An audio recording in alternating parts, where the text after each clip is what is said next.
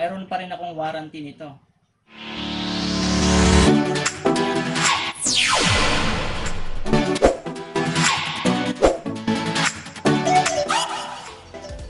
Ayan, file, print. Ayan, ready na yung L130, nakita nyo? Ito yung sublimation paper natin. Magsasample tayo ng print.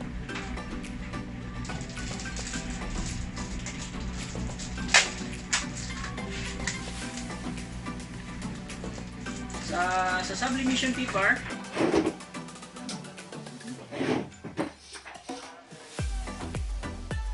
ayan.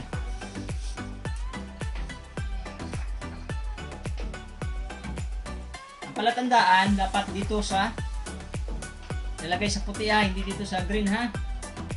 Dito tayo magpiprint sa puti, okay? So ayan, ito yung sublimation paper, green tapos white. So dito lang is white. Yan, so A4 size yan siya. A4 size pala to. Nga. O yan, A4. Kita, A4 size yan. So, meron tayo dito. Ito sa inyo ha. Sample natin ang print. Hindi. Isa ko may mong screen. Ayan, so dito tayo. Open muna natin. Ayan. Okay. Right click. Print. So, lapit mo. Ayan. Yung buong square lang. Nakasit siya sa A4, no? A4. So, ngayon, dahil kailangan natin ng malinaw, i-high natin. Ay, i-Epson matte natin. Okay? Epson matte. Yun. Tapos, standard lang. Kasi nga, malinaw naman yung ano natin eh. Tapos naka A4, i-uncheck natin to guys para pumasok yung logo sa gitna. Okay? So naka landscape yan, patayuin natin. Try natin patayuin. Properties. Okay, portrait. Ngayon, ang print ng sublimation is mirror. Click yung options. Meron nakalagay ito mirror image. Ang mirror image, pag i-print mo yun siya, baliktad yung sulat. Okay? So ipiprint na natin ha. Ayos, ayan. Ayan guys. Yun yung Epson matte tapos standard. Tapos mamaya, mag-print tayo ng isa, naka plain paper tapos naka high na sagad. Okay?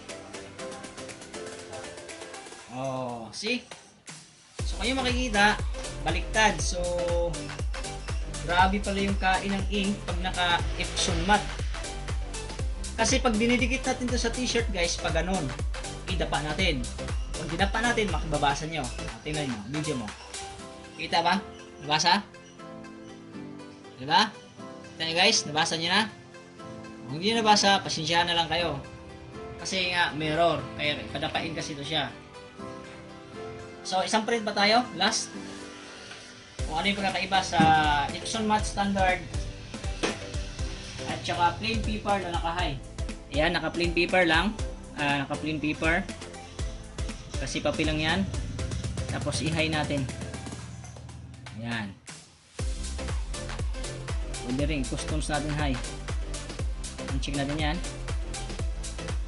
Tingnan natin ha. Tingnan natin. More settings. Yan, isagad natin to. Yan.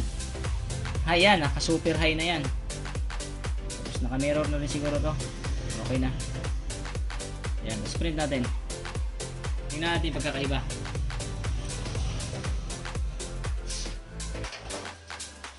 Kahit tinatakpan naman yan guys, nagpiprint pa rin yan. Binubuksan ko lang para makita natin yung paano yung drawing ba.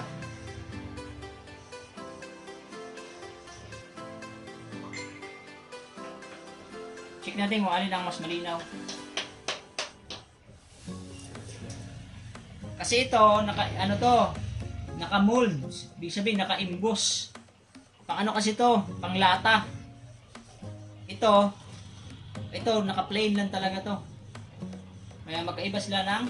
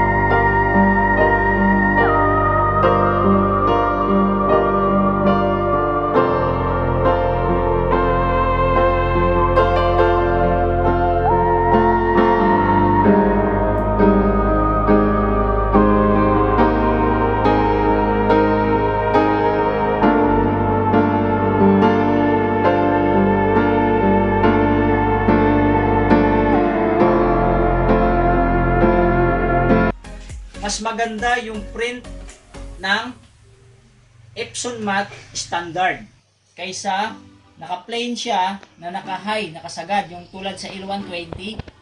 Diba? Sa L120 plain, tapos customs, i-high natin sagad. Mas maganda yung settings ng print ng Epson Matte Standard. Kasi, wala kang makikitang patlang.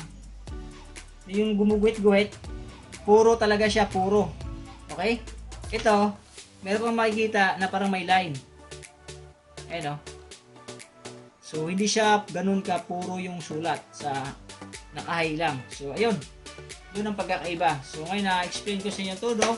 Mas maganda yung L130 sa L120 dahil meron siyang standard Epson Matte Glossy settings. Advanced siya kaysa L121. Okay? So, maraming salamat. At dito nagtatapos ang ating unboxing at paano i-set up at ano yung pagkakaiba niya. So, L120, L121, the best pa rin kasi mabilis pa rin sila mag-print. Yan pa rin ang ginagamit ko noon pero nag-upgrade lang ako dahil nakita ko ng L130 na mas maganda. Okay? So sa L121 naman, L120 meron tayong diskarte dyan kung paano magiging L130 yung print. Meron siyang convert sa settings. Pwede natin siyang i-convert. Gagawa ko ng vlog paano mag-convert ng L120, L121 sa L130. Pwede natin siyang i-convert yung settings niya para magkaroon kayo ng Epson Matte na print. Okay? So bye-bye at maraming salamat. This is Informative Tips RTV. Huwag kalimutan mag-subscribe sa aking channel at mag-comment na rin kayo below kung ano yung mga request yung mga tutorial natin pagdating sa printer. Okay? Maraming salamat at bye-bye. Inaabot. Hindi abot yung camera.